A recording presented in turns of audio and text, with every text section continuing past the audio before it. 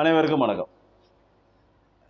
இன்னைக்கு நம்ம காணொலியை பார்க்குறவங்க 5 பேரோ 10 பேரோ 500 பேரோ 100 பேரோ ஆயிரக்கணக்கான வியூஸ்க்கெல்லாம் மேலே போயிருக்குது. ஆனாலும் நிறைய பேர் லைக் பண்ணாமல் சப்ஸ்கிரைப் பண்ணாமல் பார்க்குறாங்க. லைக் பண்ணி பாருங்கள், சப்ஸ்கிரைப் பண்ணி பாருங்கள். எனக்கு உற்சாகமாக, உதவியாக, ஊக்கமாக இருக்கும். உங்களுக்கு நான் நன்றி உள்ளவனாக இருப்பேன். மிக்க நன்றி. மீண்டும் ஒரு தேர்தல் அப்படின்னு சொல்லியிருக்காங்க. ஏன் நம்ம சுப்பிரமணிய சாமியோட சொல்லியிருக்காரு, இந்த அமைச்சரவை வந்து ரொம்ப நாளாக நிற்காது, இந்த ஆட்சி சீக்கிரம் வந்துடும் அப்படிங்கிற மாதிரி நிறைய பேர் சொல்லிட்டு இருக்காங்க. காணொலியிலேயே சொல்கிறாங்க. அப்புறம் பார்த்தீங்கன்னா 140 இடத்துல வந்து ரீகவுண்டிங் பண்ணணும், அதெல்லாம் 1000 ஓட்டு 500 ஓட்டு. சரி, இப்போ பண்ணி என்ன பண்ண போகிறீங்க? சரி, இப்போ நம்ம வந்து பண்ணணும், அதெல்லாம் கரெக்டு தான். கரெக்டாக என்னன்னா கரெக்டாக பண்ணணும், அதெல்லாம் கரெக்டு தான். இப்போது என்ன பிரச்சனை அப்படின்னா, இப்போ பண்ணுறீங்க, தப்பு நடந்திருக்குன்னு சொல்லிட்டு பண்ணுறோம், ரீகவுண்டிங் பண்ணுறோம், தப்பு நடந்திருக்குன்னு தெரிஞ்சு போச்சு. சரி, அதுக்கு என்ன பண்ண முடியும்? இப்போ ஆட்சியை மாற்றிடலாமா? திருப்பி காங்கிரஸை கொண்டு வந்து உட்கார வச்சிடலாமா? உட்கார வைத்தால் தோத்துட்டாங்க அப்படின்னாக்கா காங்கிரஸ் நேராக கூட உட்கார வச்சுருவாங்களா? திருப்பி எலெக்ஷன் தான் வைக்க சொல்லுவாங்க. திருப்பி எலெக்ஷன்னாக்கா இந்த நாடு தாங்குமா? ஒரு எலெக்ஷனுக்கு எத்தனை ஆயிரம் கோடி ரூபாய் செலவு. ஒரு எலெக்ஷன் நடந்தாக்கா எத்தனை அதிகாரிகள் அவர்களுடைய சாதாரண பார்க்கக்கூடிய வேலை கெட்டு போகுது தெரியுமா? ஒரு இடத்த அளக்கிறதுக்கு ஒரு சர்வேயருக்கு பணம் கட்டினாக்கா, நான் அனுபவமாக பார்த்தது. அதெல்லாம் முன்னாடியே பண்ணியிருக்கணும்னே. இப்போல்லாம் வந்து எலெக்ஷனுக்கு தேதி குறிச்சிட்டாங்க. இனிமேல் எலெக்ஷனால் தான் பார்ப்பாங்க. எலெக்ஷன் முடிஞ்சதுக்கப்புறம் தான், ரிசல்ட்டு வந்ததுக்கப்புறம் தான் வருவாங்க. எப்படி இருக்கு பாருங்கள்.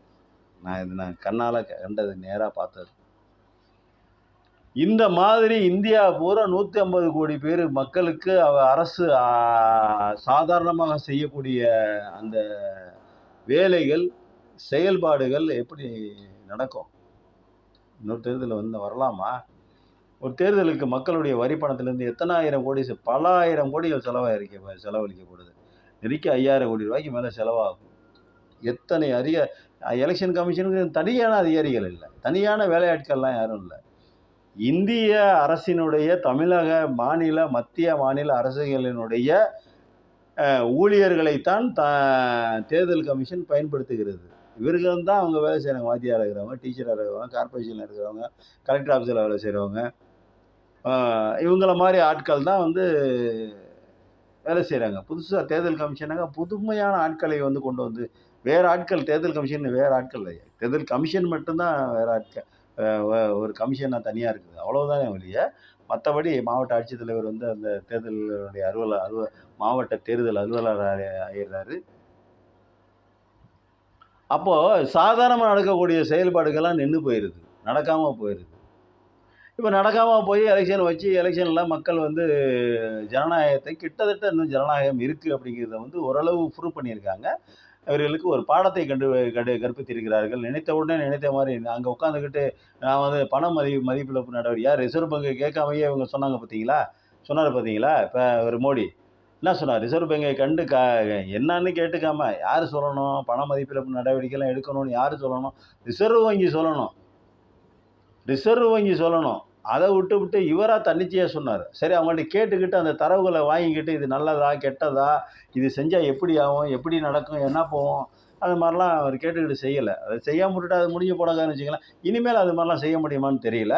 எதிர்கட்சிகள் கொஞ்சம் வலுவாக இருக்குது, கூட்டணி கட்சிகளும் கொஞ்சம் தத்தகா புத்தகா அப்படின்னா ஒரு மாதிரியா தள்ளாட்டத்துடன் இருக்கிறதாகத்தான் காண்கிறோம்.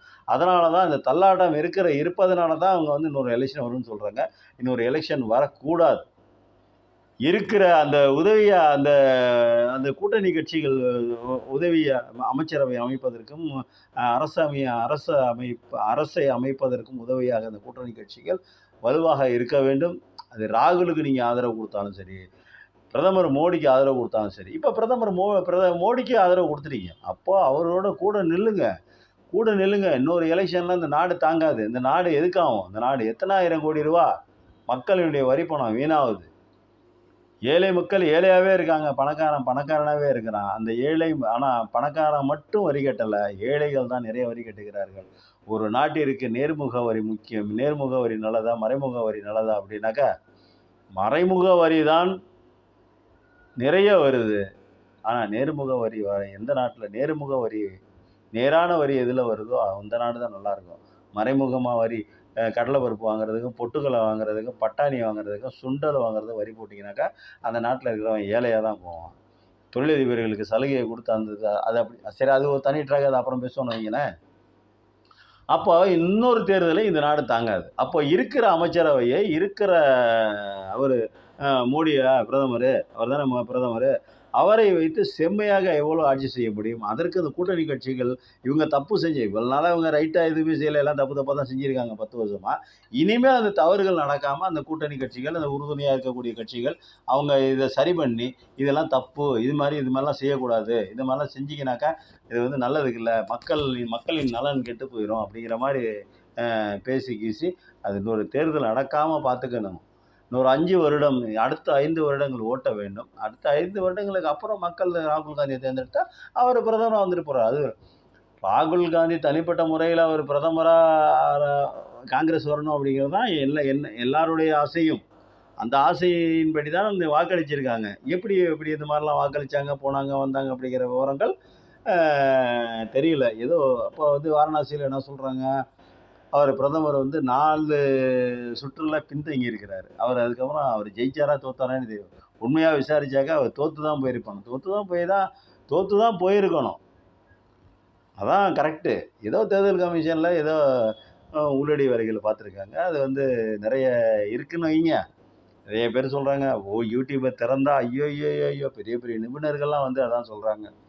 ஏன் இந்த மாதிரி ஒரு 10 வருஷம் ஆட்சியை ஆண்ட ஒரு பிரதமர் தோக்கலாமா? 5 தொகுதியில் நிற்க முடியாது, இல்லை சொல்கிறேன். 5 தொகுதியில் நின்னா 50 தொகுதியில் நாடு பூரா 50 தொகுதியில் நின்னாலும் அவர் ஜெயிக்கணுமா இல்லையாங்க? அதானங்க 10 வருடம் ஆண்டதற்கான ஒரு பரிசு.